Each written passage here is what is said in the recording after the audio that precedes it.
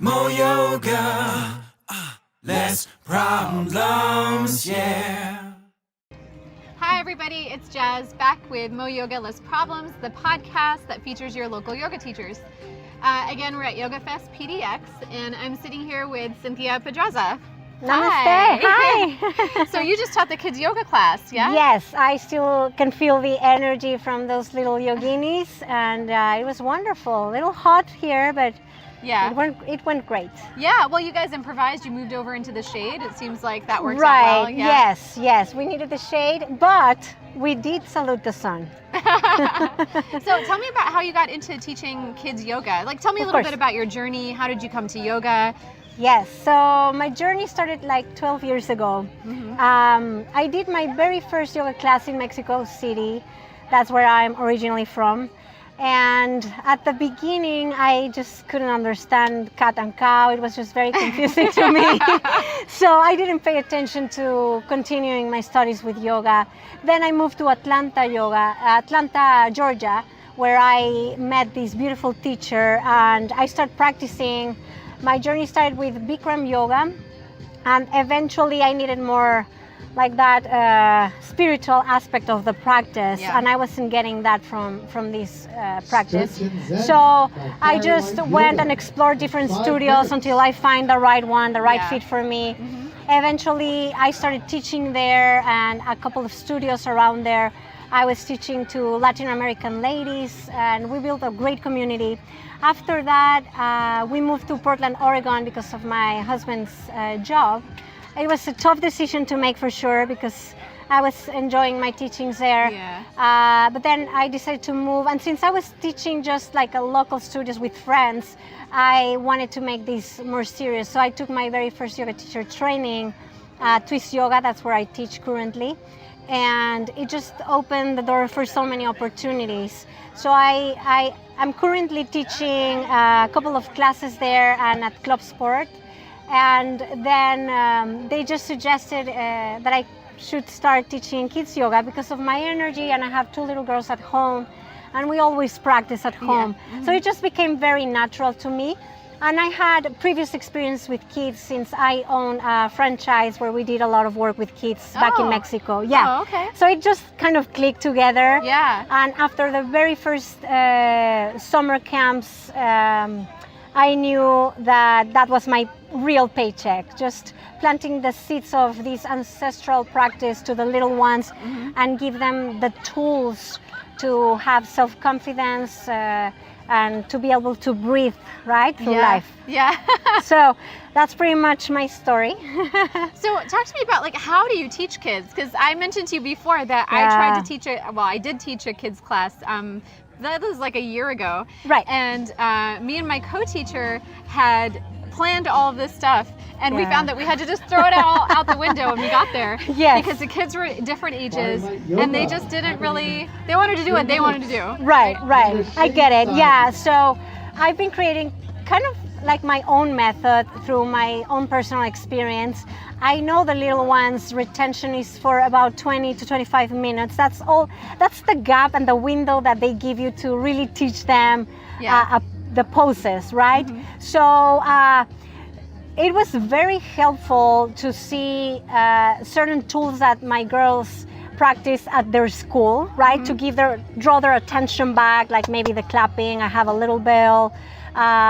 And I try to make my classes really playful. So it's not about learning the yoga poses, it's about what's behind them. So how can I teach the kids to breathe without them just sitting and breathe, but playing with it, right? Yeah. So what I decided to do, it's like a little format where I teach 3 to 4 poses in a class, and then I incorporate some yoga games that are going to support those teachings. Oh, that's so great. Yeah. So for people, watching this at home that have little kids, but maybe don't know how to get them into yoga, what's a simple game that they could play with them? Good. So I would like to say, before I answer that question, that never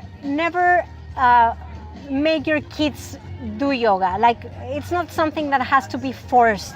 It's something that it has to be an option standing for them.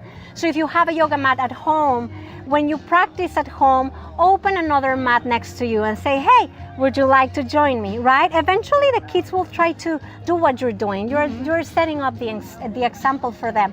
So a couple of games that you can do with them could be just to, like Simon says, but Yogi says, right? Oh, yeah. So Yogi says, open your arms nice and wide. Yogi says, bring your leg forward. Yogi says, bring your head down, and wham, you're in triangle. They don't even know it, right? Yeah. You can also do, what other game I have?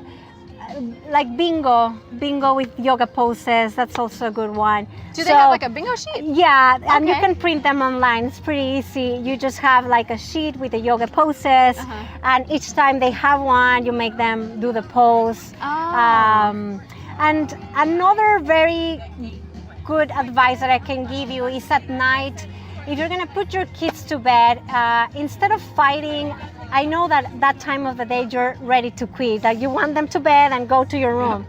But take a moment to teach them to breathe consciously, right? To bring awareness to their breath, 3 breaths before bed. That's all it takes to start planting that seed of this practice. So do you just tell them to breathe in deeply with Yes. you, breathe out, Yes. and count them? That's part of the whole process of learning, like reading a story, and then finding a couple of breaths and just let the stress away, right? Let your day away. Yeah, I like that. It's yeah. building it into like the end of day routine, because Exactly. a lot of kids have like bath time, story time, bed. Exactly, yes. Yeah. It's following a routine. Yeah. If you want, I always say, like, what do you want for your kids? You want them to be peaceful, you want them to be good human beings, then that's also a practice, right? It doesn't come like, boom, you want that and your kid's gonna do that. It requires a practice. So it's in your hands to give them these tools, which are really accessible. They are, right? It's Yeah. just sitting with them, looking into their eyes, and teach them how to breathe consciously. That's it. That's so cool. So what do your girls think about yoga? Well, like, what do they tell you? So it varies. If they're really tired, here's my 9-year-old. Sometimes she doesn't want to do it, and I completely respect that. My 6-year-old, she's into yoga. She's really motivated, and since they do gymnastics, this is a beautiful practice for them to enrich, right, their gymnastics. Yeah, it really complements that. Exactly, and it teaches body awareness, to learn how to respect their own body, right? To understand that they are enough just as they are, and these little teachings can have huge impact in their lives. Yeah. Okay. So basically, if they're not in the mood, you don't force them the Not at all. yoga then. Not Okay. at all. It's So- like, this is here for when you need it. Like, Uh-huh. I'm willing to teach you. I'm willing to give you to share these tools with you, and also I make it like as a connection. You know, like, why don't we do this? You and I. Yeah. Yeah. And there's always that, beautiful thing of sharing these moments with them. So you mentioned you teach at Twist Yoga. Correct. Do you teach kids classes there? So I teach at Twist Yoga. I teach just adults, like regular Vinyasa yoga, and I teach at Pure 8 Yoga. This is at Beaverton. I have a regular Saturday a.m. 9:30 a.m. class, and I'm gonna be hosting yoga camps at Twist Yoga. Oh. Right. And the yoga camps are for the kids. Correct. Okay. Just for the kids. And you can find all the information at cynthiapedrazayoga.com.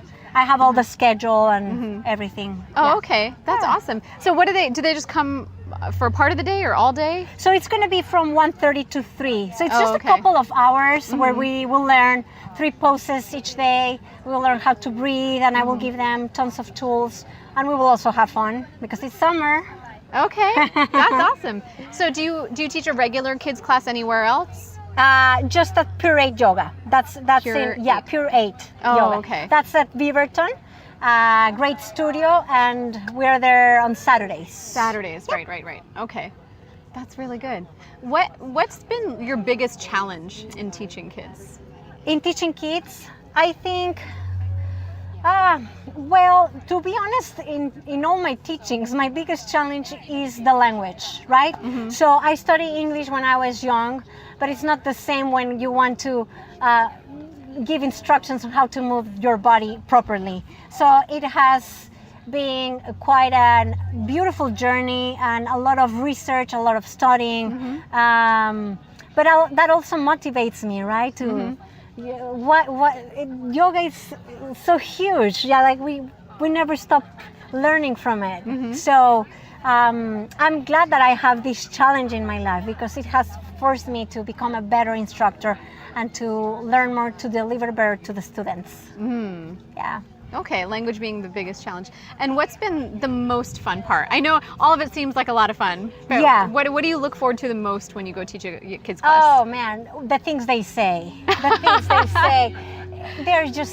Their imagination blows my mind, right? When I tell them to stand up tall as a tree but for them their tree become a tree with a rainbow, and just the little things that the little comments they throw out in the class. Do you have any examples of like the funny I'm things trying they say? to think a couple.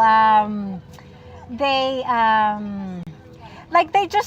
just like to share, you know, what they do during the weekends, and sometimes they go like, yeah, like my mom did her hair today and it's looking like this, and then everybody laughs, but they do it so innocent, right? Yeah. So that innocence in the kids is really priceless.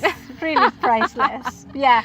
And that shows up in their practice as well, right? Like when they're practicing yoga, they're fearless, they just go for it. They have actually, I've been thinking about how they follow the 8 path. All the limbs of yoga, they just come natural for them. They are ahimsa, non-violence. They're born with that, right? It's just part of who they are. Yeah. Pratyahara, withdraw of the senses, they're really present. So all those little things is really magical when it comes to teaching kids yoga. Oh, okay. Yeah. What age group is it that you teach? Well, one of my teachers in India, I had a conversation with him about what's the appropriate age for them to learn yoga. And he said that at 8 years old, their lungs are mature enough to start practicing pranayama. But if I have like a 5 or a 6 year old, it's all about just planting little seeds, right? Yeah. I'm not gonna do Nadi Shodhan Pranayama because their lungs would not, fall into that. So it's just keeping things very simple. So from 5, 6 to 11, 12. Oh, okay. Yeah. Yeah, that's actually quite a wide range when you think about like the developmental stages that they go through from 6 to 12. That's a really big range. Yeah, it requires a lot of, but there's also, as I always say, yoga is for everybody. Yoga is for every single age. So maybe the triangle that Juliet, my daughter, being 9-year-olds will be very different than the 5-year-old. Yeah. But as a teacher, is how do you respect and honor their own little journeys, right? Oh, that's amazing. What advice would you have for parents wanting to start their kids in yoga? I know that you said don't force them. Right. But what else? I mean, are there any parent-kid class they could take them to, or are there any resources? Yeah, I think once they start finding this curiosity, right? It's about curiosity in doing something physical like gymnastics, dance. Then you can, of course, there's going to come to a moment that you have not to force, but to bring discipline, right, to their lives.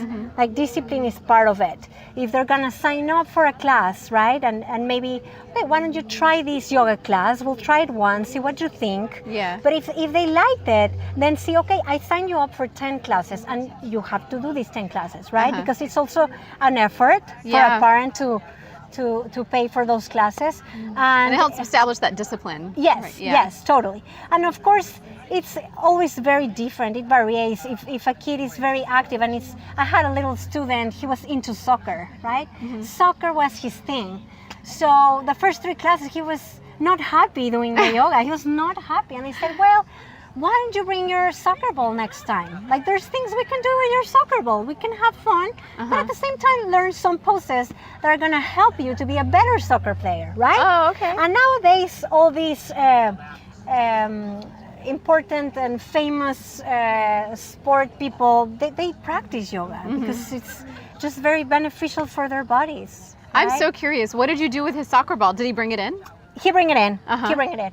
So I said, well, we're going to learn a couple of poses. Like if we salute the sun, I will say, why don't you throw your ball, right? Catch it like if it's the sun, and then bring it down, and then do a little. We just play with it. I just played with it. That's fun. great. Yeah. It sounds like it requires a lot of improvisation working with 100%. kids. You have to have. I see myself like a Mary Poppins. I bring a bag, a basket full of things. We have a parachute, we have balloons. I teach them how to breathe and how their lungs expand and contract by, using a balloon. Like I have these, I'm constantly like Mary Poppins putting things wow. up. Yeah. What's been the most successful prop that you've used in your kids' classes? Balloons. Yeah. For the breathing? Yeah, because for me,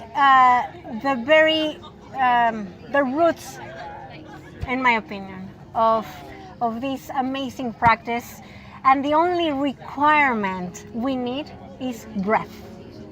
The rest we can deal with. Breath. So the balloon, teaching them how to breathe.